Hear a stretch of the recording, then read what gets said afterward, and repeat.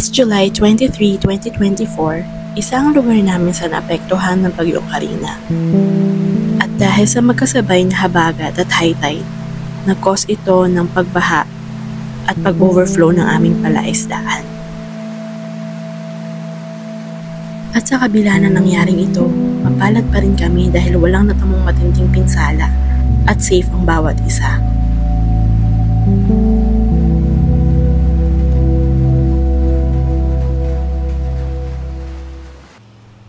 And after almost 2 weeks, gumanda-ganda na kahit papaano ang panahon, kaya naman naisipan kong lumabas at mamalengke.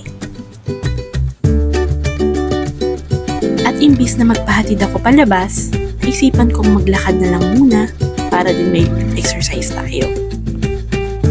At masaya ako dahil for 1 week straight, nagtuloy-tuloy ang aking pag-exercise. Tunay ang nakakapag-release ng serotonin or happy hormone ang pag-ehersisyo. Kaya naman, I'm proud of yourself and keep going. At matapos makapamalengke at mag-grocery, diretso uwi na rin ako.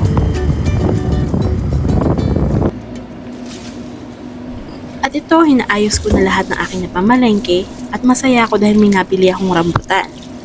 Isa talaga to sa mga paborito kong prutas. Kaya naman pag season talaga nito, lagi ako namimili sa palengke.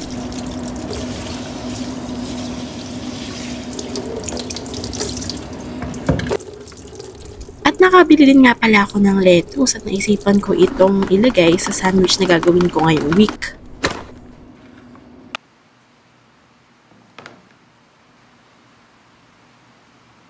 At dahil hindi ko pa naman ito gagamitin, ganito ang aking pamamaraan ng pag-store ng mga lettuce. Make sure na napatuyo nyong maigi ang mga lettuce bago nyo ito i-store at ilagay sa fridge.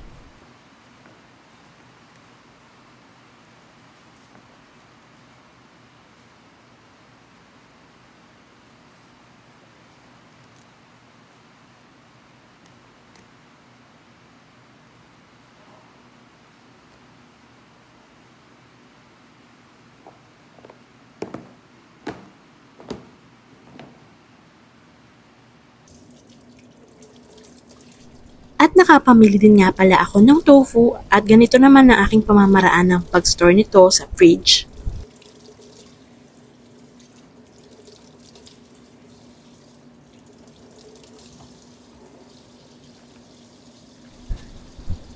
At matapos nating hugasan, lalagyan natin ito ng cold water at i-store na natin ito sa fridge and it will last for 5 days. Make sure na palipalitan natin ang tubig nito for every other day para ma-maintain natin yung freshness ng ating tofu.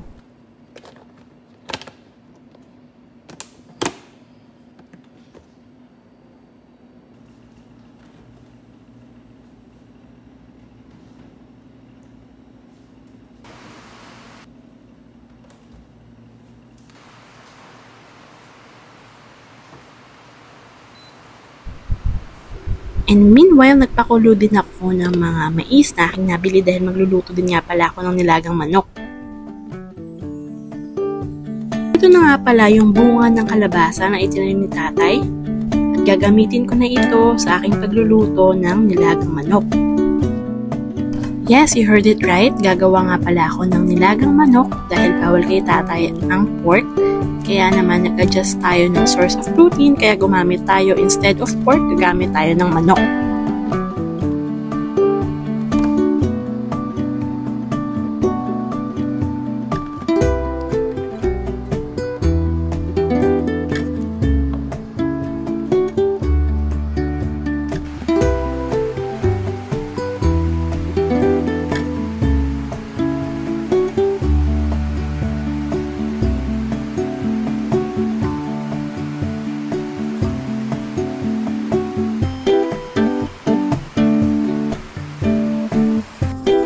At ito na, almost ready na ang ating nilagang manok. Kain na tayo!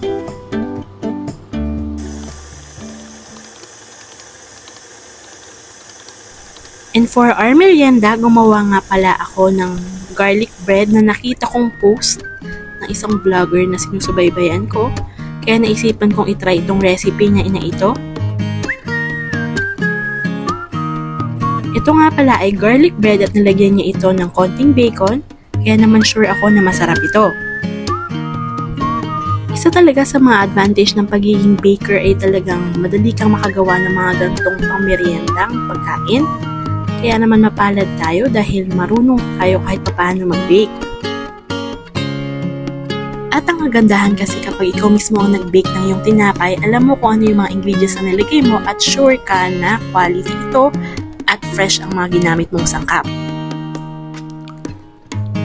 At mapalad tayo dahil nasa henerasyon tayo ngayon na madali na makapaggawa ng mga ganitong klase ng tinapay dahil na rin sa mga YouTube or vlogs na napapanood natin.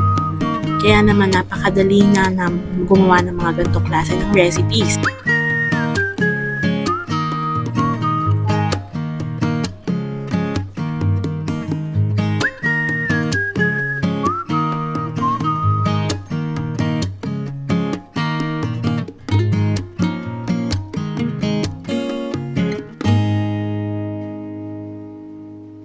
Talaga namang masasarap itong tinapay na ito dahil lalagyan natin to ng grated cheese sa ibabaw.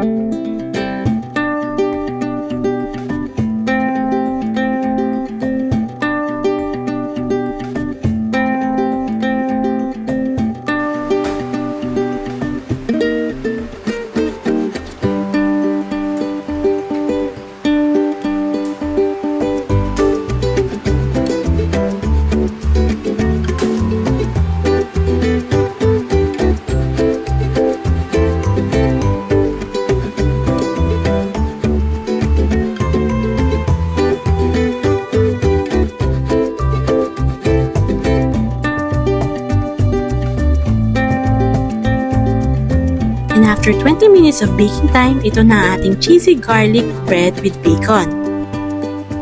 O diba, itsura pa lang ang sarap-sarap na.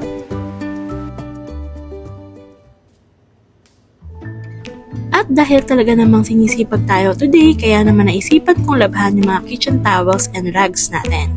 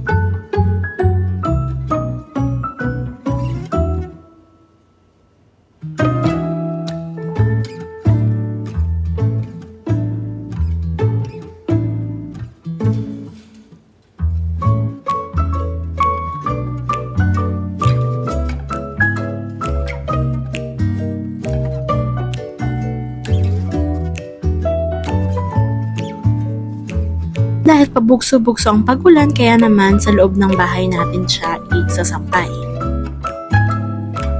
And to start our day, gumawa nga pala ako ng breakfast namin na avocado shake.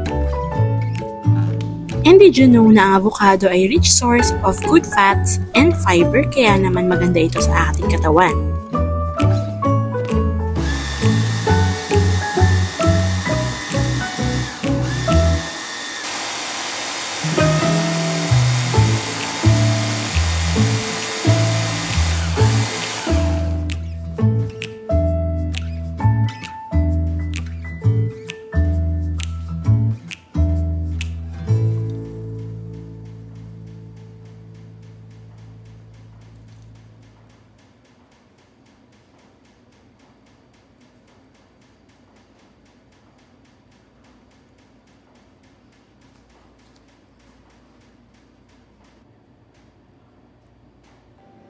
Ito nga pala yung mga nahuling supo nung nagdaang bagyo.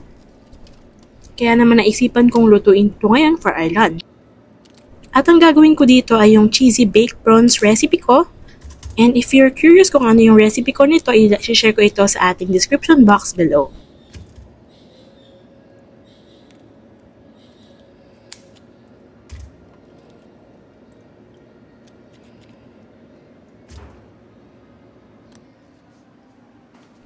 And before we start, hiwain natin ang ating prawns like so. In that way, yung ating gagamiting marinade is manunuot yung lasa sa loob ng ating prawns.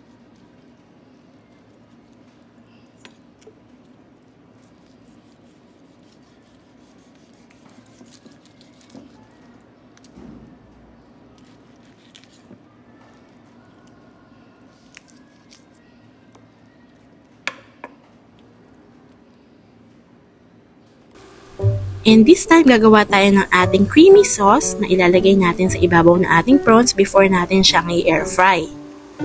Yes, i-air fry natin ito, or kung wala naman kayong air fryer, pwede nyo rin itong i-bake sa inyong mga oven.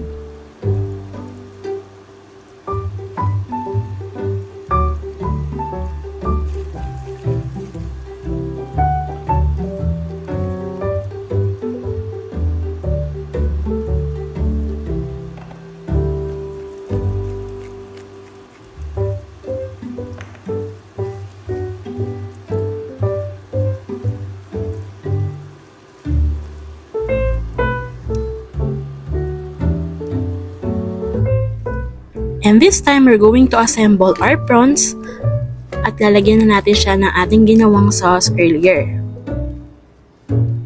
Alam nyo bang napakasarap talaga ng recipe na ito, kaya kung ako sa inyo, itatry ko na tong recipe na to agad-agad.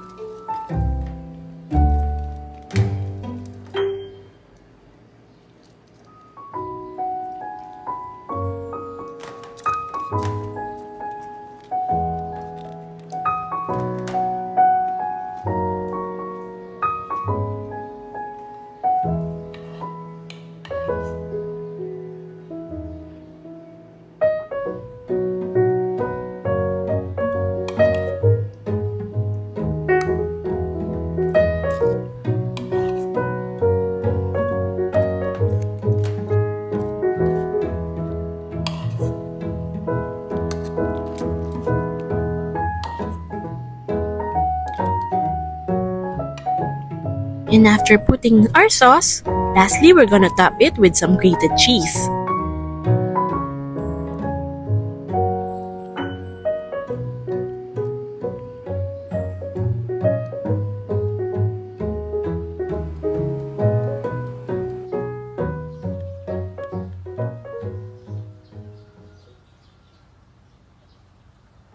Finally, our cheesy baked prawns are ready. Tara, kain tayo! And for now, dito na muna nagtatapos ang ating vlog. Salamat sa panonood ng aking vlog, Chinker! And I hope nag-enjoy ka sa panonood nito. And as a reminder, Chinkers, always choose to be happy. No matter what life throws in us, always choose joy. And with that, keep on winning, Chinkers!